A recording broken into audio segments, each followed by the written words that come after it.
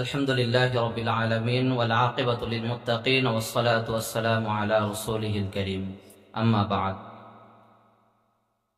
ইসলাহুল মুসলিমিন বাংলাদেশ কর্তৃক আয়োজিত আজকে উদীয়মান তরুণ আলোচক অর্থাৎ উলামায়ে কেরামদের মিলন মেলায় উপস্থিত আছেন সম্মানিত সভাপতি, প্রধান মেহমান এবং শীর্ষস্থানীয় উলামায়ে কেরাম। কথা সংক্ষেপ, আল্লাহ তাআলার শুকর ও সুজুদ পেশ করছি যে রব্বে কারিম আমাদেরকে এরকম একটা সংগঠনের ভিতরে সদস্য হিসাবে কবুল করেছেন এবং আমরা উলামায়ে কেরাম আমাদেরকে আল্লাহ তাআলা ইমামতির দায়িত্ব দিয়েছেন এবং ইমাম হিসাবে নির্বাচন করেছেন।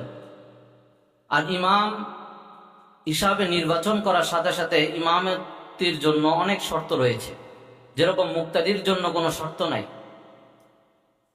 অতএব এই শর্তগুলো বাস্তবায়ন করার জন্য, আমাদের এই শর্তগুলো জানার জন্য, চলার জন্য, এই শর্ত অনুযায়ী নিজের জীবনকে চালানোর জন্য সর্বপ্রথম আমাদের যে কাজটি করা দরকার সেটা হলো সফিবাদে আহমদুল্লাহ, অর্থাৎ একজন আল্লাহ ওয়ালার সফিবত দরকার।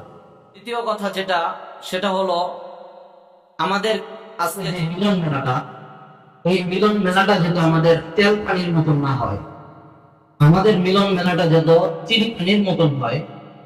আমরা যেরকম চিনির পানির ভিতরে চিনি দিলে চিনি যেরকম পানির ভিতরে বিলীন হয়ে যায়, নিজেকে মিটিয়ে দেয়, ঠিক তদুরূপ ভাবে আমাদের মিলন মেলাটা, আজকে আমাদের এই আয়োজনটা যেন এরকম হয় যে আমরা নিজেদেরকে এমন ভাবে মিটিয়ে দিব যেরকম চিনি পানির ভিতরে মিটিয়ে দেয়।